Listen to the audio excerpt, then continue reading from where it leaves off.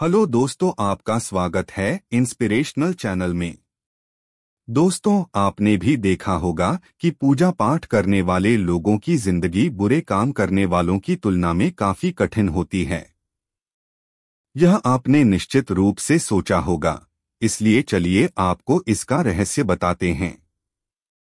चलिए आपको पुराणों में वर्णित एक कहानी सुनाते हैं जो आपको बताएगी कि हर जीव को उसके काम के अनुसार फल मिलता है। अच्छे लोगों के साथ ही क्यों होता है बुरा?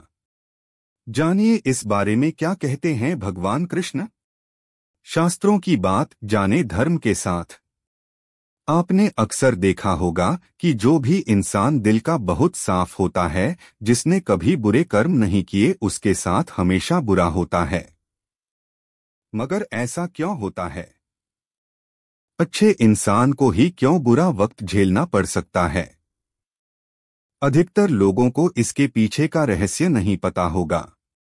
इसलिए आज हम आपको बताने जा रहे हैं कि ऐसा क्यों होता है। इसका वर्णन भगवत गीता में भगवान कृष्ण ने किया है।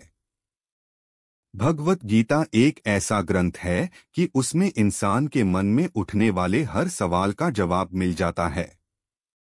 भगवत गीता में वर्णित कथा के अनुसार एक नगर में दो पुरुष रहते थे।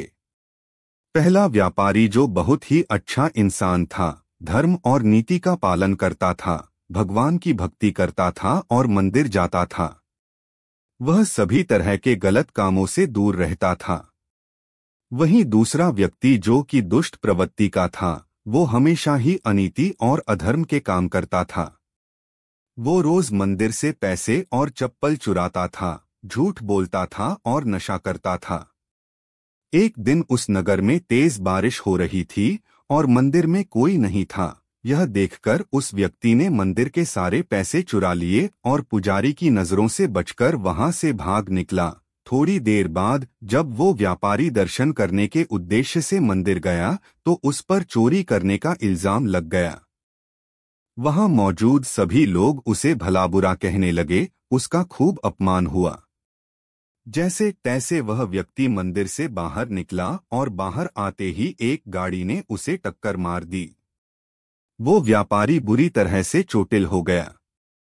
उसी वक्त उस दुष्ट को एक नोटों से भरी पोटली हाथ लगी। इतना सारा धन देखकर वह दुष्ट खुशी से पागल हो गया और बोला कि आज तो मजा ही आ गया। पहले मंदिर से इतना धन मिला और फिर ये नोटों से भरी पोटली। दुष्ट की यह बात सुनकर वह व्यापारी दंग रह गया। उसने घर जाते ही घर में मौजूद भगवान की सारी तस्वीरें निकाल दी और भगवान से नाराज होकर जीवन बिताने लगा।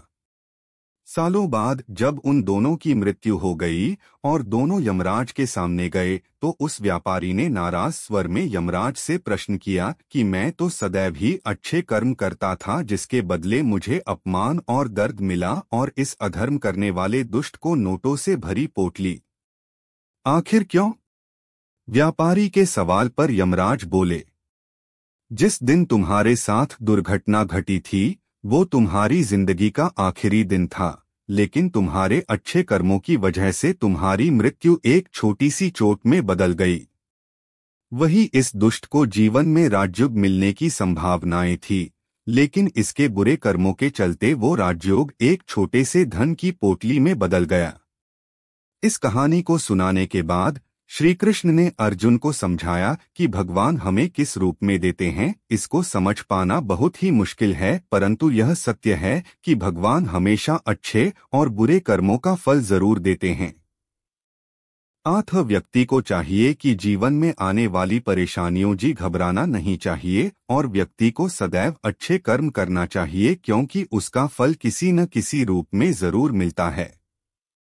श्रीमद् भगवद गीता में भगवान कहते हैं कि कर्म और उसके फलों को समझना बहुत कठिन है, लेकिन प्रत्येक व्यक्ति अपने कर्मों के फल अवश्य प्राप्त करता है।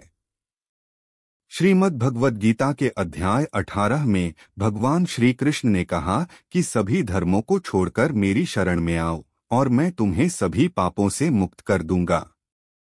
धन्यवाद। चैनल को लाइक और सब्सक्राइब करें।